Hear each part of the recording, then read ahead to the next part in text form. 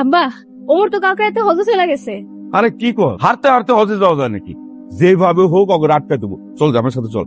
মা, তোমার কি কষ্ট হইতেছে? না রে বাপ, কিন্তু কষ্ট তো তোর হইতেছে। এক কাজ কর না বাপ, একটা গাছে ছাওয়া দেখে গাড়িটা রাখ, কিছু সময় জিরায় নে। না মা, সমস্যা নাই। আমি যখন হাঁপায় যাবো তখন দাঁড়াবো নে। যতক্ষণ শরীরের শক্তি আছে আমি টানতেই থাকবো।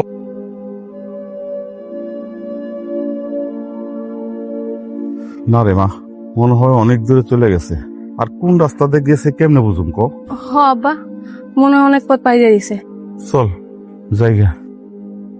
ও বাপ, একটা জায়গা দেখে গাড়িটা রাখ, নামাজের রক্ত হইছে, আমরা দুইজন নামাজ পড়া নেই। আচ্ছা ঠিক আছে, আমি নামাজ পড়ার আমি এটা ধরতেছি। হে আল্লাহ, তুমি আমাকে পথ সহজ করে দাও, আমিন। বাপ, এবার তুই নামাজটা পড়া নে। আচ্ছা মা, ঠিক আছে।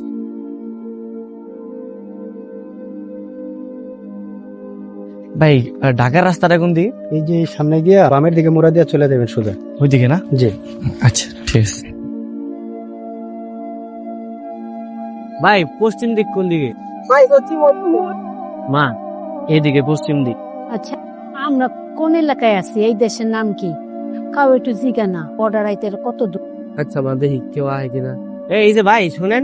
কি বলেন ভাই, কি হয়েছে? ভাই ভাই, এটা কোন জায়গা? এটা তো হলো ভৈরব। আচ্ছা ভাই, ভারতে যাবো কোন রাস্তা দিয়া, কোন দিক দিয়ে গেলে সুবিধা হবে? আরো যাবেন কে?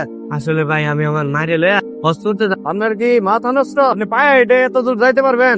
ভাই, আল্লাহ চাইলে সবকিছু সম্ভব। আমরা আচ্ছা দেখ, এইদিকে সামনে গেলে নরসিংদী, নরসিংদীর পরে যশোর, যশোরের পরে বেনাপুর, বেনাপুর পার হইলেই ভারত। ধন্যবাদ ভাই। আপনারা তো কষ্ট করে কেন যাচ্ছে? আসলে ভাই, আমার কাছে টাকা নাই তো, তাই ওই যে আমার একটা চাচা ছিল, এর কাছে আমার মায়ে 2 বছর আগে হজ করার লেগে টাকা দিয়েছে। শুনছি বেড়ায় টাকা লে বাইকে গেছে, গানবার টাকা পয়সা দেয়, তাই আমরা দুইজনে পথে হাইটাই হজ করতে যেতে। মাশাআল্লাহ, আল্লাহ আপনাদের ইচ্ছা পূরণ করুক।